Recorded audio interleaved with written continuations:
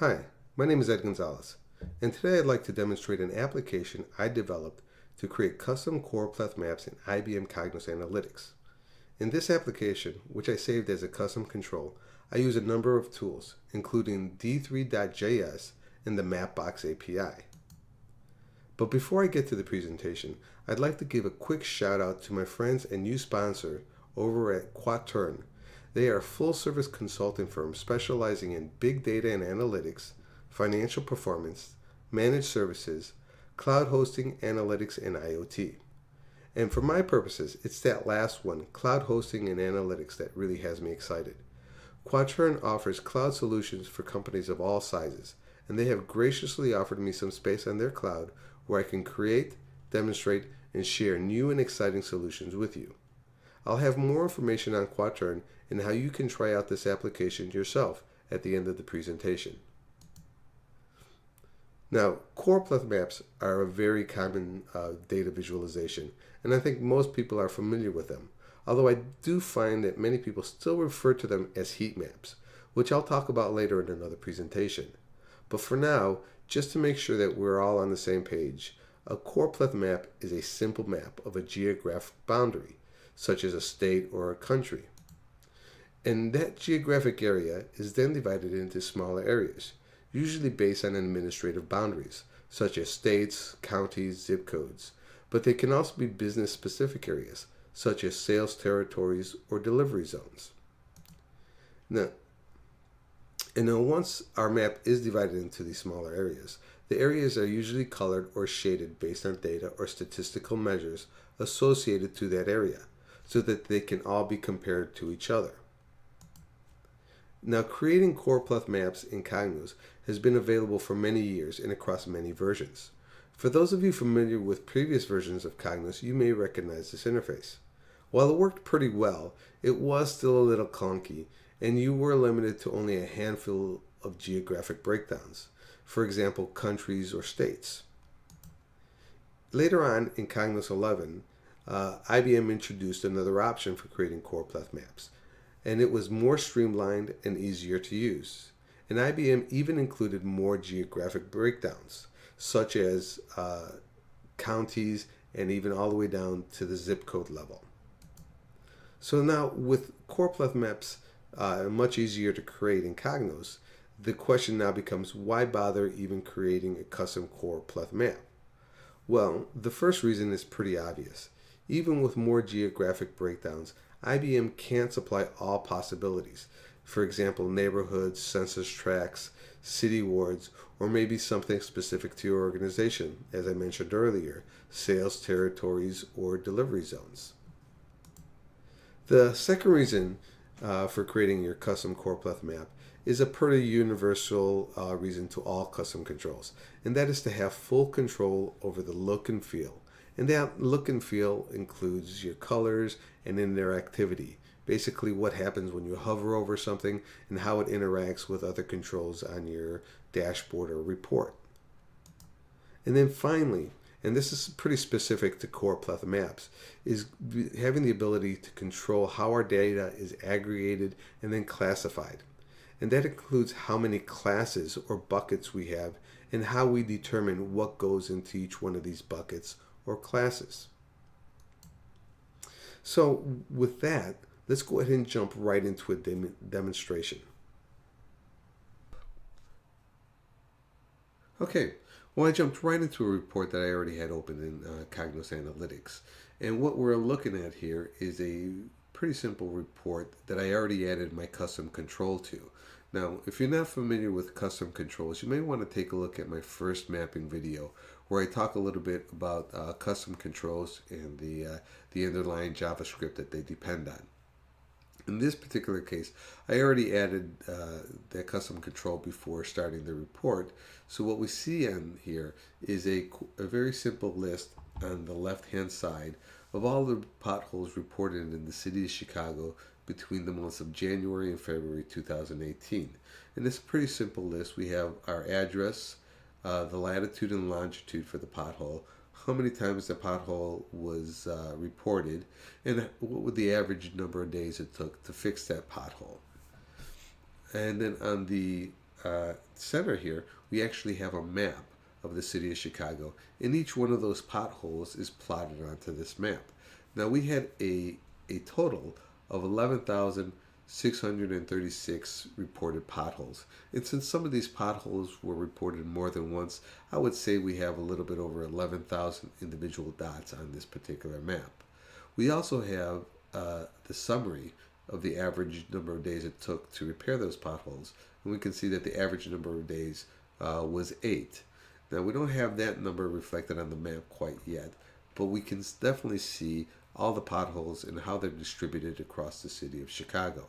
And as a dot density map, or this or a distribution of dots, it gives us a pretty good idea of where potholes exist in the city of Chicago. And by looking at this map, I would pretty much say everywhere. But we can see where there are some areas of sparsity, and we can see where there are other areas of density, way more dots or way more potholes here than here. But now that I have this and I'm able to see the distribution of potholes across the city, I wanted to go ahead and aggregate them. And I want to see how many potholes there are in individual neighborhoods, or maybe individual wards, or individual census tracts, or even zip codes. And to do that, what we need to do is we need to add what is called an overlay. And we use a GeoJSON file to create that overlay. Now, a GeoJSON file is basically a file that contains all the latitudes and longitudes needed to draw the map onto the screen. And we're going to use d3.js to actually draw that map on top of here.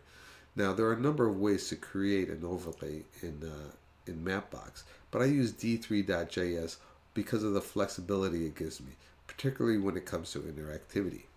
So I already have a number of GeoJSON files downloaded to my computer, so I'm just going to copy the name of one and paste it right in here into this text box. I already have the path to this directory hard-coded, so all I really need is the name.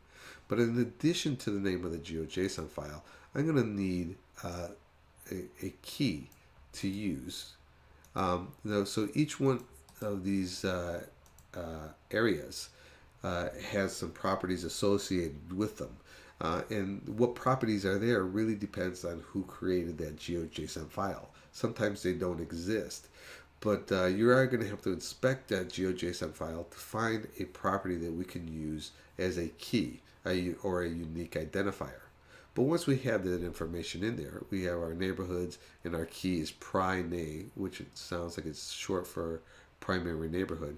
We just go ahead and click the Add Overlay button. Now, my code went out, read the GeoJSON file, parsed it, and then used D3 to draw the borders on my screen. And we can see here that we have borders for each one of our neighborhoods. And as we hover over here, we can see a tooltip letting us know what neighborhood we're over.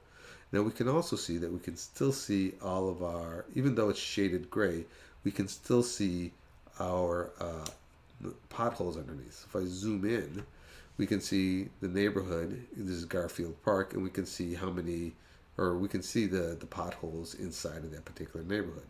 But what I want to do now is to aggregate the information associated with these potholes. So my next step is to use my code to identify each pothole within these individual neighborhoods, then aggregate the data associated with those potholes. And for that, I have another tab here called Aggregate. So the only reason that these buttons are out here is for testing purposes. Normally, this aggregation would happen automatically right in the code, but I wanted to break these steps out for demonstration purposes. So I click on this aggregate button, and what this is doing is going through and looking at each individual neighborhood and aggregating the information for that neighborhood.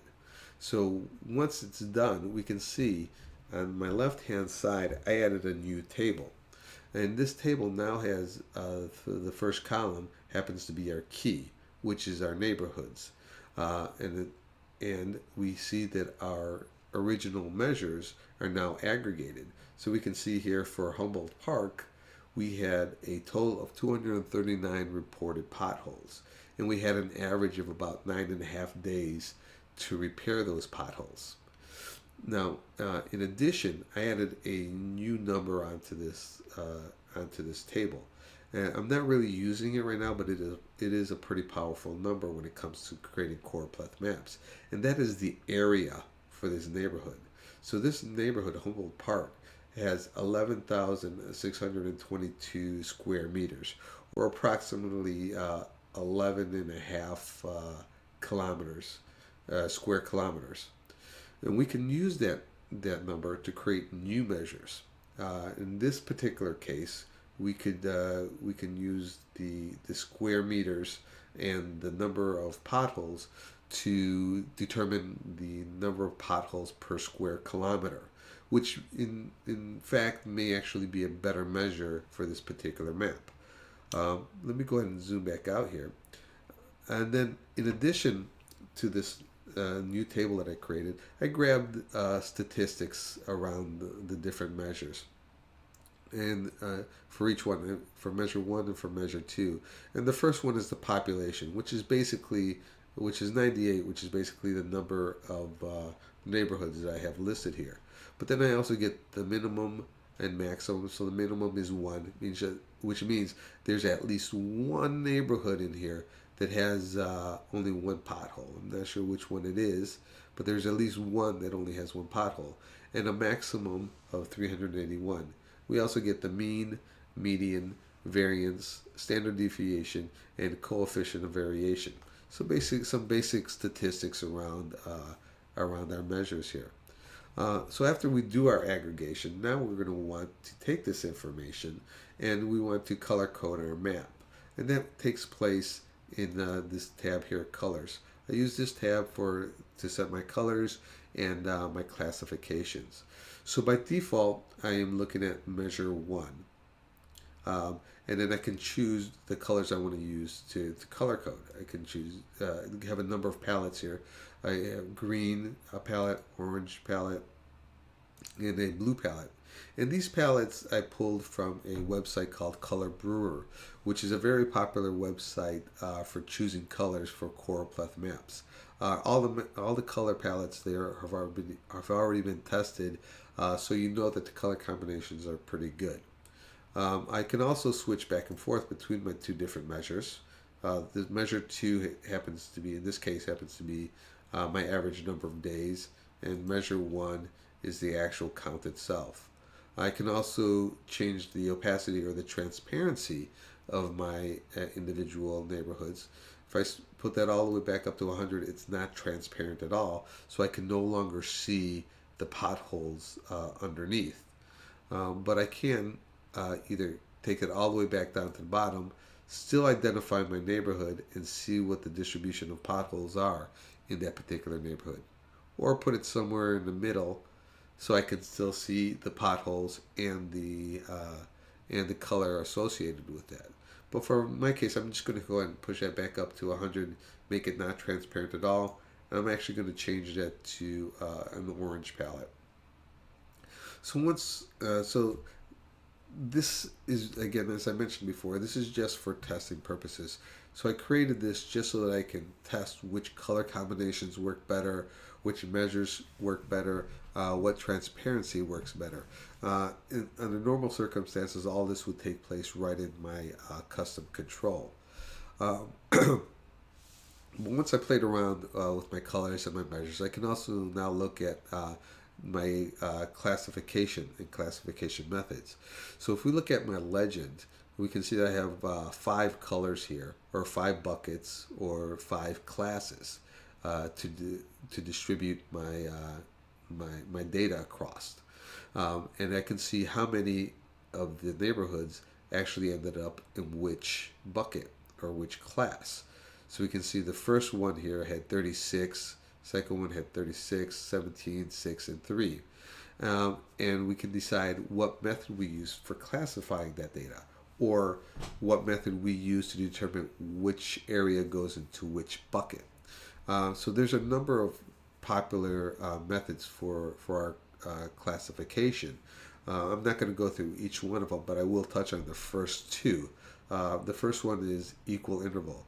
And the reason I'm touching on equal interval is because that is probably the most popular one and the one you're going to see most everywhere. And the one I believe Cognos uses right off the bat, or by default. And by that, what it does is it takes the minimum and maximum number in our measures and basically divides that into, in my case, 5 different buckets. And by the way, the number of buckets or classes here can also be determined in my code. I didn't make that interactive, but I hard-coded 5. We could change that anywhere from 3 to 9, I think are decent numbers. But back to the equal interval classification. For the first bucket here, I can see that it goes to 1 to 77. And bucket 2 is 77.01 to 153, 153 to 299. So each one of these buckets it has a range of potholes of about 77 potholes in each bucket, and that's a range, of course. So the distribution across these buckets can get a little wanky, especially if you have some pretty big outliers. But the next method, which is quantile, by clicking on that, we can see that this method of distribution, first of all, changes our colors quite dramatically. But this one, what this one does is it tries to take the number of areas that we have and divide it equally across the number of buckets. We can see here we have 20, 20, 19, 20, and 19. But the difference or the variance within each bucket varies quite a bit. So the first one, it goes from 1 to 39. So all of our potholes, the number of potholes for each one of these areas is anywhere between 1 and 39. So that's a difference of 39 potholes between the lowest and the maximum. But when we get to our last bucket here, it's 197 to 381. So that's a difference of almost 200 potholes between the first one in this bucket and the last one in this bucket.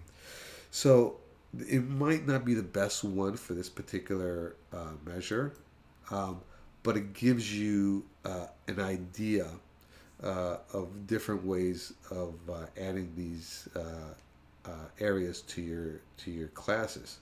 And you can see I just changed it to measure 2, and the numbers are a little bit better. The point here is that by creating our custom Choropleth maps, we now have the ability to choose how we want to add these items to our buckets instead of leaving it up to Cognos to create those classifications for us. Now, there is a lot more to this. We are able to change to different overlays, and we are able to add custom overlays for your particular business specific ones. But due to time constraints, I'm going to go ahead and cut this off right now. And if you have any further questions about this, I will give you my contact information in the conclusion slide. So that's it. I'm going to go ahead and move on to the conclusion now. I think we can see that by using custom controls to create our Choropleth maps, we get much more flexibility than we do by using the built-in IBM Cognos control. But it is important to note that the built-in Cognos control does work, it's pretty cool, and in many circumstances it may be a better choice. Although I love custom coding, I always recommend thoroughly testing the built-in controls before moving on to a custom solution. Because by using custom controls to create our maps, we do open ourselves up to a whole new set of pros and cons. Some of the pros, of course, are the flexibility with interactivity and data classification. The biggest con, however, is that we do need to have some JavaScript experience to implement this solution. But if we get past that, we find that the biggest pro is the ability to use our own map overlays to create the Choropleth maps. And there are plenty of options for finding or creating custom GeoJSON files to use as our overlays. Then, most importantly, with all this freedom comes some responsibility, namely to stick to best practices. It's really easy to create a map visualization that makes no sense or hard to understand. So if you head down this path, I highly recommend reading up on Choropleth maps and recommendations for color palettes, number of colors, best measures, best measures to use, and of course data classification. As far as sample code and a live demo goes, I am cleaning up some sample code and should have it ready in a couple of weeks from the date this video goes live. However, before I post it to GitHub, I want to make sure that there's a demand for it. So if you think seeing sample code would be useful and would like to see it yourself, then please give this video a like or a thumbs up. I'll post the code to GitHub once I reach 100 likes. In the meantime, our friends over at Quaterne gave me some space on their environment where I can actually install this sample on a Cognos environment. Then you will be able to actually try it yourself. I'll add a link to instructions on how to access it in the video description on YouTube. And of course, speaking of Quaterne, please give a big thanks to our new sponsor by visiting their site at www.quaterne.com. Because of their support, I'll be able to create and post content on a more regular basis. And as always, if you like this content, please subscribe to my channel to be informed when new videos are posted. And if you have any questions about this or any of my other videos, please feel free to reach out to me directly. Thanks, and have a good day.